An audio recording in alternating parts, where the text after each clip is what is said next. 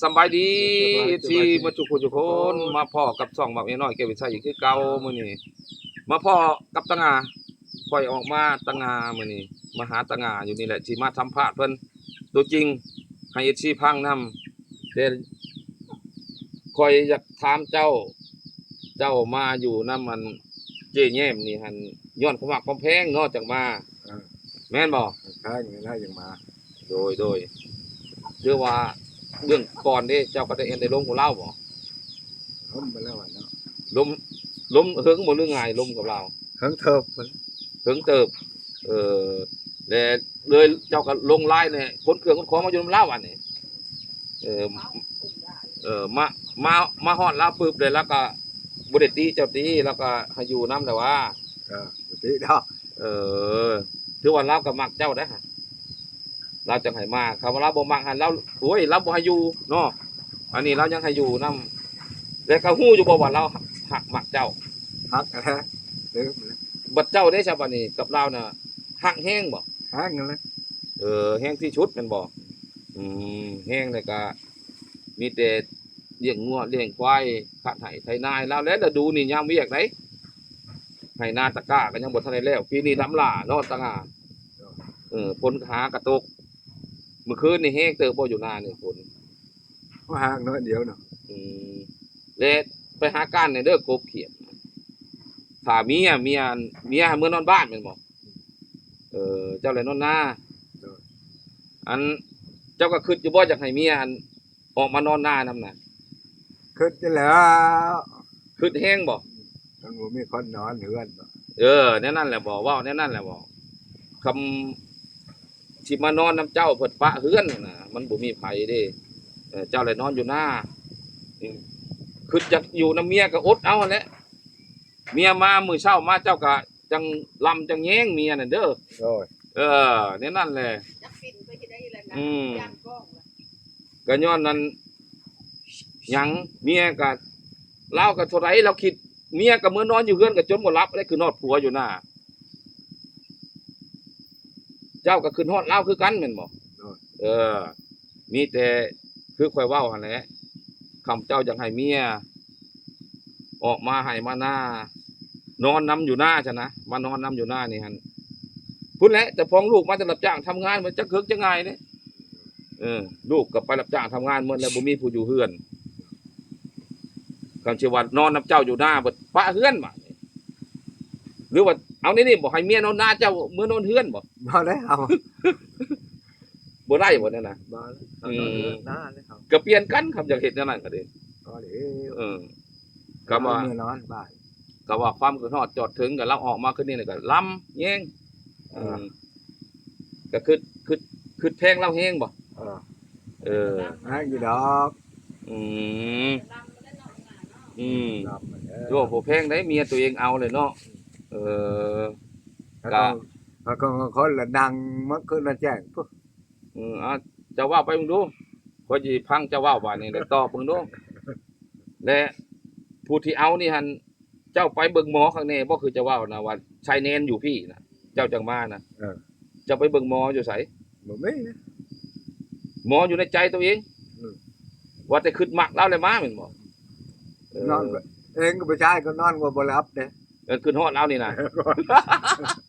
นอนจนบ่หลับได้อีทีเอ้ยเพิ่นนั่นขึ้นฮอดเจ๊แย้มนี่ก็ชมเราอะมักเราหักดีได้มาแล้วก็เฮ็ดเวียกการชันดอนนี่โอ้ยบ่มีทางติได้เราเฮ็ดอันนี้ได้อีทีทุกคนเลยไถนาแล้วก็ไถขาดหน้าญาติขาดหน้าเทื่อแล้วก็ไปเลี้ยงควายก็ชมเรามักเราหักอันนี้ได้ก็ดีใจนำเด้อก็สิมาอยู่นำเราแล้วบ่คิดจักหนี้บ่บัดนี้ บ่ได้ สิบ่ไปใช้อีก เช้าแล้ว เจ้าสิบ่ไปมักพื้นอีกบ่ บ่ได้เช้าเลยเด้วัดเท่านี้เด้วัดถ่ายเด้นี่เด้ ผู้ชุดท้ายบ่นี่เออ วัด นี่แหละ ถ่ายเด้อเด้อถ่ายเด้อ ถือว่าผู้ชุดท้ายเพิ่นว่าผู้นี้นะถือว่าชูชนอยู่นี่เนาะบัดนี้เนาะแนวใดก็ตามเนาะ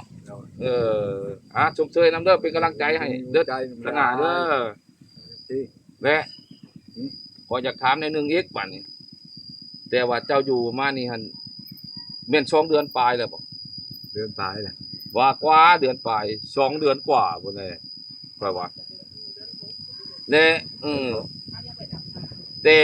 บ่แม่นแต่เดือน6พุ่นบ่ เดือนพกยังเบิด แม่นแหละ แพง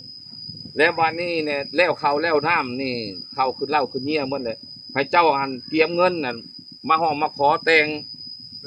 เจ้าจังสิได้อยู่ได้นอนนํได้เมียเจ้านี่ได้ โอ้ ตอนนี้หานอนนํบ่ได้ โอ้ ผิดฮีดผิดคอง เออ ถ้าว่ามักหักกะลำเอาก็แน่ๆเห็นเมียนั่งอยู่ใส่กะลำเอามีแต่นั้นเด้อ โดย แต่ว่าเวลามาเราออกมาหน้านี่เดี๋ยวฉันคอยจะถามเจ้าไปนั่งใกล้แล้วก็เล่าให้นั่งอยู่บ่ ก็นั่งนั่นเนาะ ยันเทว่าเราบ่ได้ให้นั่งใกล้นั่งนั่งใกล้กันน่ะได้อยู่เนาะ โดย ก็เข้าได้จะเคยกินร่วมกันอยู่บ่ เคย ก็เป็นข้าวน้ำจำปานี่ก็ลาวบ่แต่งพาข้าวมาสู่กิน ลูกพุ่นละ เอ้าเมียได้ซะบ่ได้แต่งบ่ซะ พอแล้วลูก โอ้อันนี้บ่ย่องคนเมีย ย่องสิหรอกอะไรกันลูก บ่ได้แต่มื้อก่อนนั่นนะ ย่อง ย่อเนาะแต่มื้อก่อน ตอนนี้หันลูกมาอยู่นำเลยก็ลูกมาเฮ็ดนาซอยเด้ ก็มีแต่ลูกแหละเนาะ เออ เพื่อเมียมาแต่บ้านเนาะก็บ่ได้ง่ายเว้าก็รักก็ลูกผู้อยู่นำนี่แหละเดี๋ยวนี้หันลูกสาวเพิ่นนอนนำลูกสาวกกเพิ่นเด้กับหลานมานอนนำอยู่ในนานี่จักหน่อยดำนาแล้วเลยเขาก็เมื่อนี่ก็ทอเจ้าผู้เดียวแล้วบัดนี้เนาะ สิเมื่อท้ายหน้าพุ่น เจ้าสิเมื่อไทนาซอยลูกพุ่น โยนตัวนี้นะ ลูกผู้กกนี่สิเมื่อเจ้าสิเที่ยวเอาบ่หรือว่าเจ้าสินอนอยู่พุ่น นอนพุ่น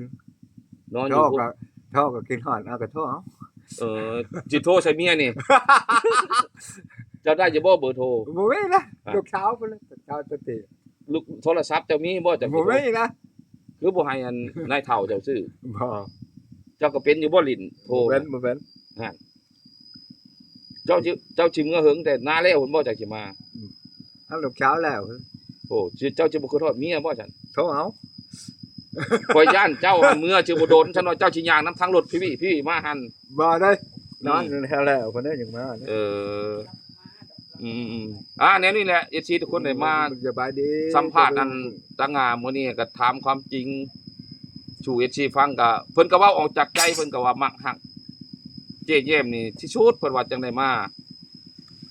คำบ่มักบ่ฮักนี่บ่ลงรายมาปานนี้เพิ่นว่า อันนี้ก็เพิ่นอยู่นำเจ๊แย้มนี่ก็2 เดือนปลายเลยแม่นบ่ เออ